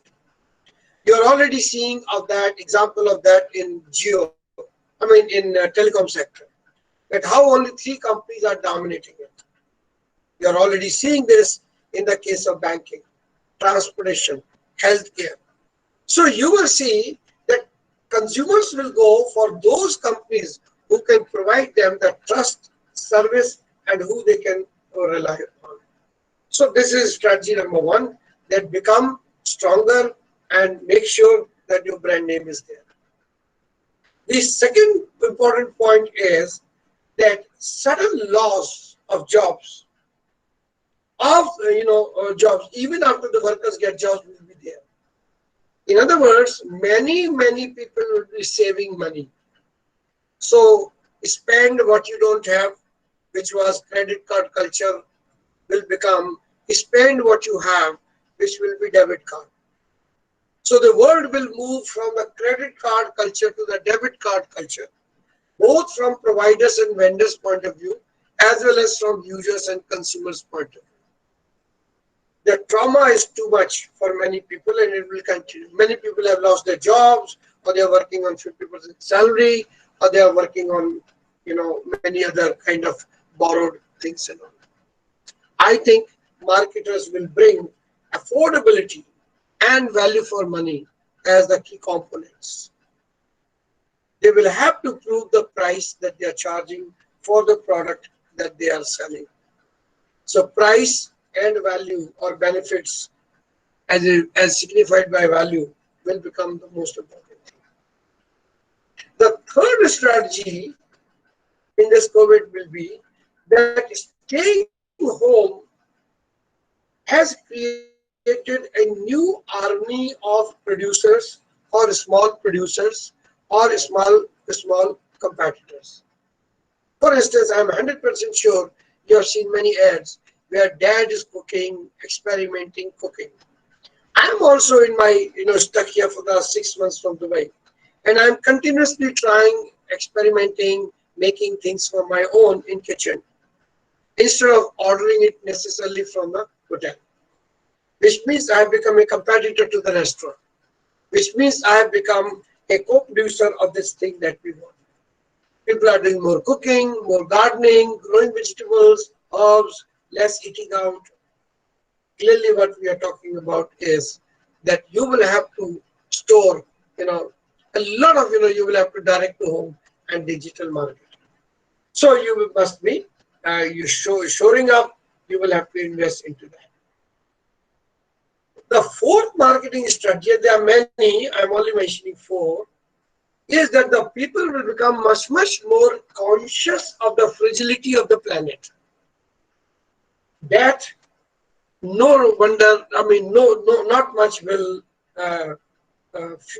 frighten you. It will make you more human. You will become a lot more nicer to the people around you, whether it is in the family or friends or. For instance, let me give you one change that will be required by all of you, as that change is required by all of us as teachers. Number one is that we have to ask our students social and psychological health before we talk about the topic of the day in our course. The same way about you, that if you're going to the customer, checking their health, wellness, financial status, commiserating with them, empathizing with them, all those things will become very, very important.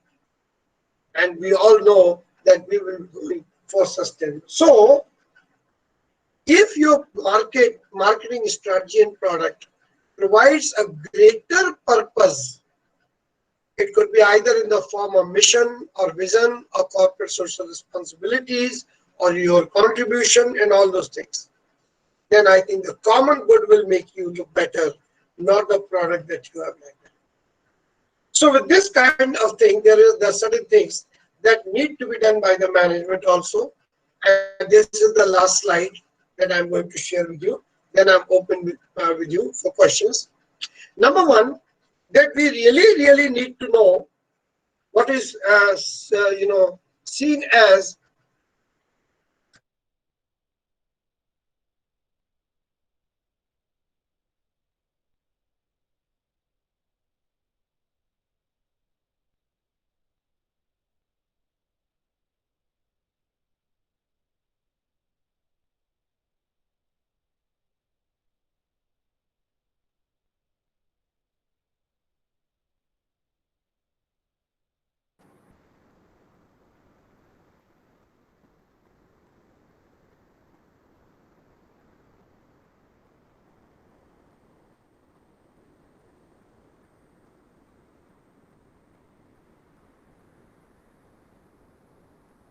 Hello.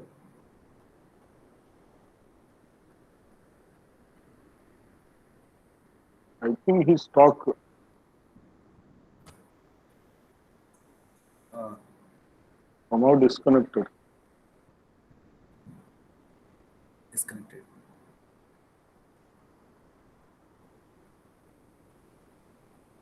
Now, hello. Yes, yes, sir. Now, yes, sir. when did you lose me? When did I lose you? 2 minutes. So the last slide. Okay, okay. I just wanted to be sure because the light is playing a little bit of issue here. So this was the last slide that I had in my, that, are you able to see it? Yes, sir. Yes, sir. Okay.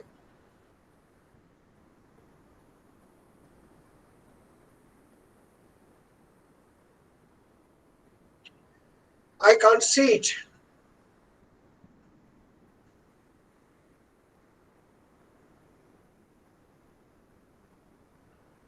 It is really playing games.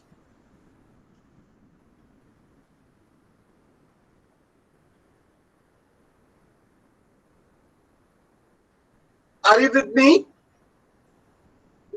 Yes, sir. Now it's visible. So the first point that is there is that we really, really be necessary, ready for innovations, for disruptions, much more disruptions. Keep calm and stay with it. Second, accept that you are not God, that you are not almighty, that there are people who are bigger than you. So vulnerability will be an issue. Attitude of appreciation, attitude of gratitude will be very, very important in this particular case. Safety make a competitive advantage. Whatever you do, whether you are teaching, whether you are selling books, whether you are selling internet, whether you're selling food, whether you are selling any other thing, please, competitive advantage will be the safety. Do not allow your staff members to remain maskless, or not using good practices, or even do not allow customers to come. Even if they come and you say, sorry sir, not allowed, because we are. Don't fire people. In fact, I would say hire and fire people. What does it mean is that any company which says today to me that our recruitments are frozen, somehow I get this message from them that we are frozen. Not recruitment is frozen, but the company is frozen. Even when some universities say that we are not hiring any more new faculty members, I really feel pity for them, because they are not the kind of companies for this times. In this particular time, you need to hire more, so that they can take you out and then fire people who are not doing their job. So what is the point of keeping that and refusing talent? To me, this is a double whammy and a double problem for any marketing company. Do a lot of introspection. Think, what have I done wrong? What have I done right? What are the things I need to learn? So a lot of meditation, lot of introspection, lot of retreats, as the Jesuit people do, is a very, very good idea in this world. Speed is very important. Agility, flexibility, lightness, nimbility, all that is a part of decision making. And finally, digitize everything. Yes, everything. And I have no idea why anybody says that this cannot be digitized. The only thing I know is that this person either hasn't thought through, or probably he's just making an excuse. But for me, everything can be digitized today. So with this, I stop, and I quote Winston Churchill when he said that never let a good crisis go to waste. In other words, learn from it, emerge better, emerge stronger. This is my message to all of you, that in these hard times, turbulent times, bad times, challenging times, name whichever adjective you want to use, I still will say the same thing. Come on the top of it. Become better rather than become overwhelmed. Thank you very much. This is again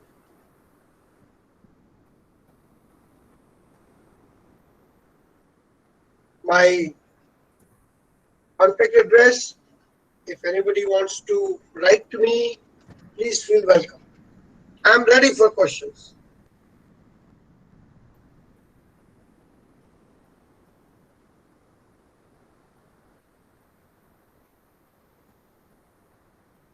Everyone, are you with me? Go ahead. Yes, sir, we can hear Go you. ahead with your questions, anything that you may have. It is my pleasure to answer any questions that you may have.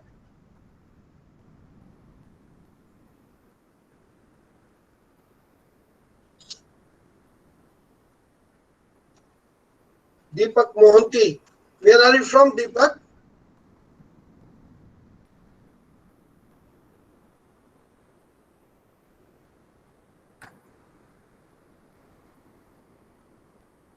Deepak, do you hear me?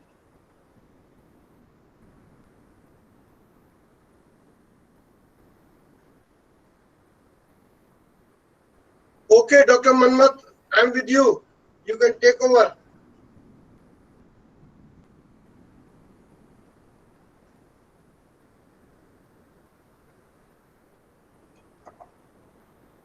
Yes, sir. You can take over and, guide the questions. Participant, do you have any question to ask? Just tell your name and your question. Or you can write down in the chat box. Yes, chat box also is a good idea.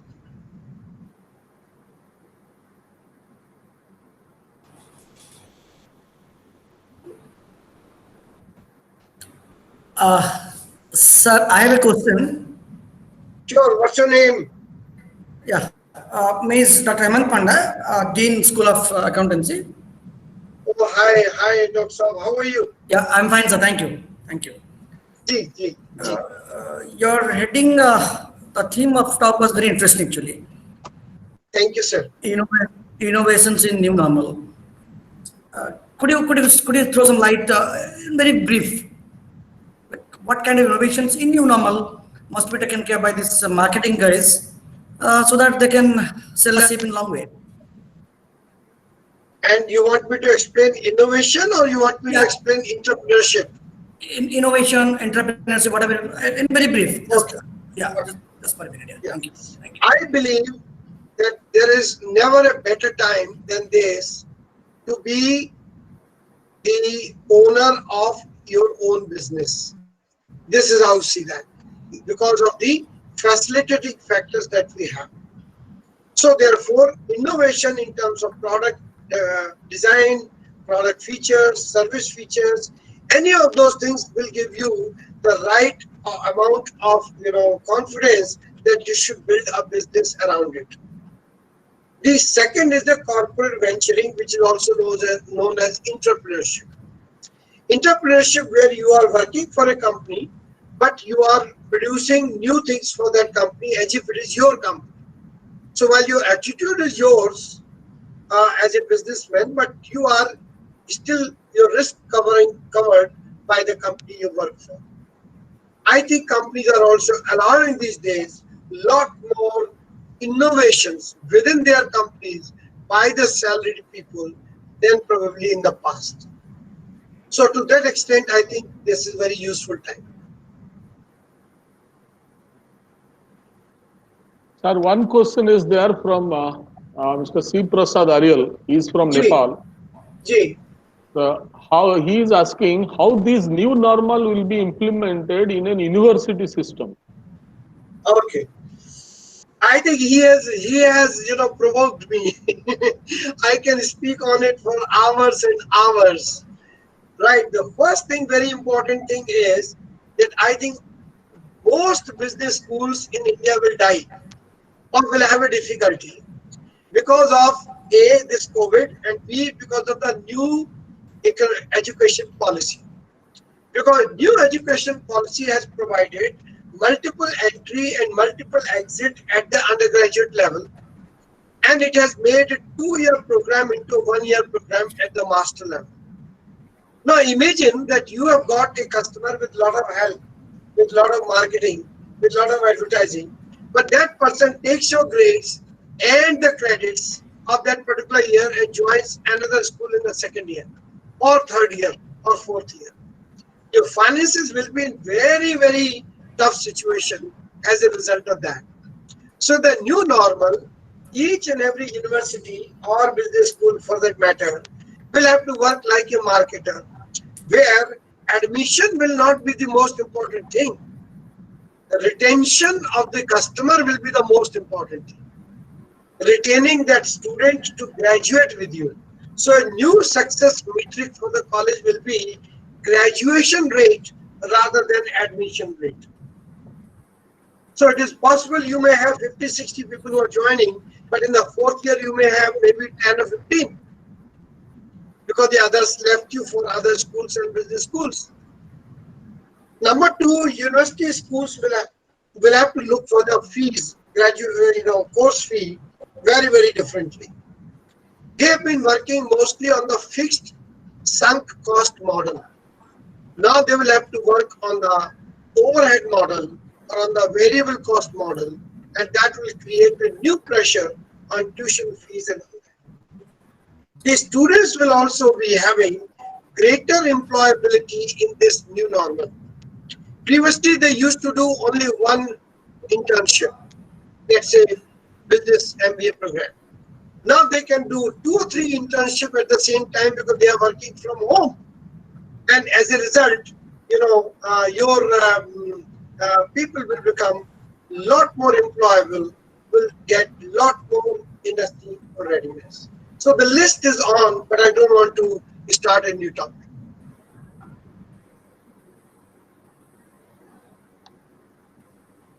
Thank you, sir. Thank you, sir. Thank you. Shiva, did you get the answer to your question? Yes, sir. Yes, sir. Thank You're you. Sir. welcome. Thank you. Welcome.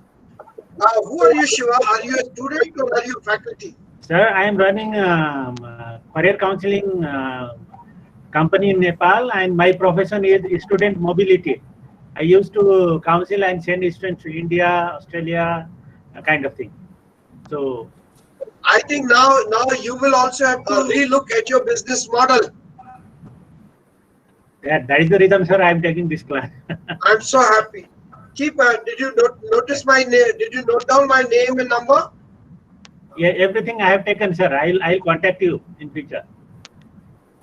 Definitely, because you know this is a very, very important, challenging times to think differently. Right, sir. Right, sir. You're Thank you, welcome. sir.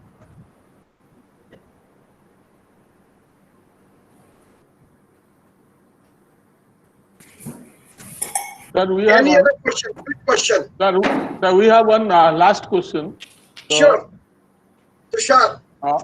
we have Dr. Tushar Pani. He's from he's associate professor from Ravensa University, Department of Commerce. He's asking online teaching, particularly in top business schools who are charging more than 25 lakh. Can they justify value? Okay. I think the answer to that question is perhaps the easiest. Number one, Dr. Tushar, please do not connect the two. They are not charging for online education. They are charging for the brand name. And they are charging for the brand reputation. So, they will continue to charge for the brand name, whether it is being given online or offline. In fact, offline or on-campus education in many of these schools was always an issue. So therefore, it is not that the campus education was wonderful, physical education was wonderful, and online is bad. No, I do not buy that, and neither should you buy it. Think because you are a professor, that's not true. Yes, there is a change of medium, but it is not such a bad thing. But your question of fees is very important. I believe that the top management schools, whether it is physical or whether it is online, they will have to substantially justify their tuition fee in any way also, because they are not providing the value for money, at least to all. I hope this answers the question. So do not connect it with online education. Connect it in fundamental way. That are they justified in charging 20 lakhs, 25 lakhs? First of all, many institutions in that particular price are seriously not providing that. But it's okay. We can understand that. Dr. Rao. Student, one last question. He's asking, please share some marketing strategies for budding entrepreneurs in such a global pandemic situation. Is social media marketing the best strategy for this situation? How much money is going to give me to answer that question? Because that will require a lot of time.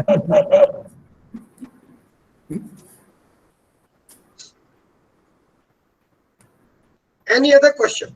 Short question which can be answered quickly. So the short question is social media marketing the best strategy for in this current pandemic situation? The short answer is that there was never a better time than social media marketing to be a part of show marketing. So today answer is yes. I wouldn't say best, I would say better. Better than before.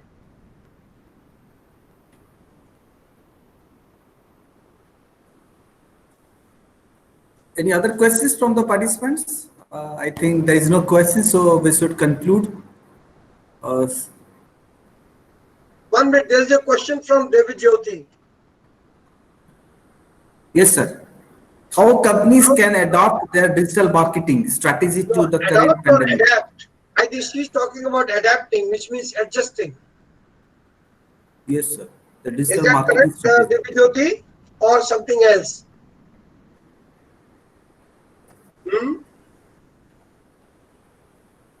Divyajyoti, Yeah, can you she's hear talking us? about adjusting. She's also right. I mean, I was right in thinking what she was saying. So yes, Divjyoti, every company can take care of their marketing strategy towards reorienting it to social media. And in fact, digital marketing is the name of the game today, because more and more people will be receiving your message digitally, and therefore from that point of view I can assure you that yes, you know, very important it is, and every company should adjust it. There's no, even the government is also understanding this part very much, and they are also doing the same in the same, you know, way. So answer is yes.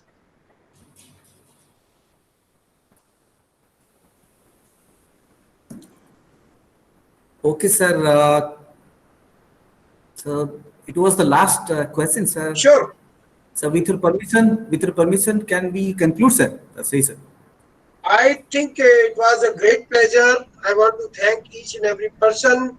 I just wanted to show you, if you allow me, I would like to show just one slide, so that you know, if people are interested, they can you know, come to this conference free.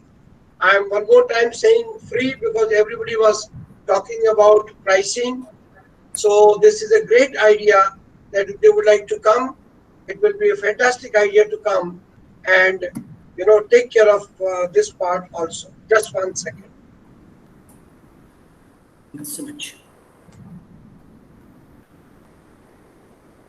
If it is there, I will show it. If it is not there, it will not be.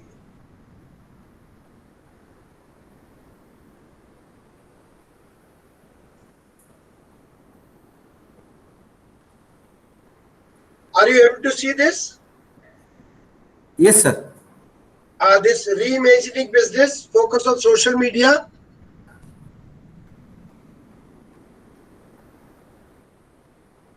No, sir. No? No, sir. Only, Please open the file.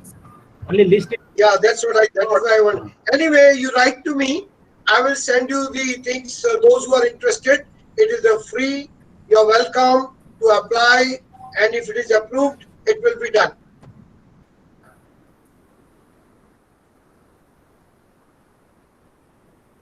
So one more time, thank you everyone for this opportunity to be with you. You have my best wishes. Good luck. You came out from a very good university, ASBM. I have never seen it, but I know one day I will have the opportunity to come and be there. So thank you very much. Sir, thank you very much for your deliberation. So coming to the last, the vote of thanks part.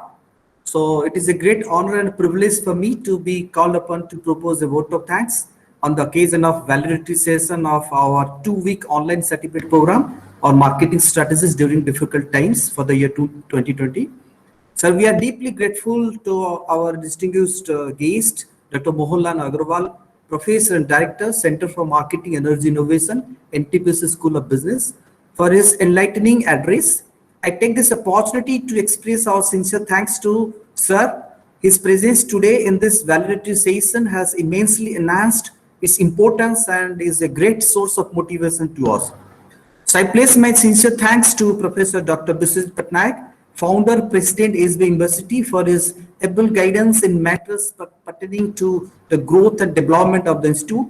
Sir, your invaluable contribution, guidance, and encouragement has given a new impetus to our work. I extend my thanks to our respected Vice Chancellor, Professor Dr. Kalyan Sankar Ray, for being a constant source of inspiration for all of us. I'd also like to thank our respected Pro Vice Chancellor, Professor Dr. Falgun Niranjana, for her support and guidance for making this program successful. I also extend a heartfelt thanks to all the participants from India and outside of India in this program and for their cooperation and support. I also extend my heartfelt thanks to the coordinator of the program, Professor Manmohan Nath Samantray. And finally, we owe special gratitude to the faculty members and staff of our university, then officials. They have worked hard for this program to make a great success. Thank you, everyone, and good day. Thank you, sir. Thank you, Mohan, Thank you very much, Namaskar. Thank you. Thank you very much. notes. Thank you, everyone. Thank you. Thank Thank you, you, Dr. everyone. Mohan. Thank you. Bye bye. Thank you, Professor Mohan, for your kind gracious Thank you very presence. much. I hope some of you will write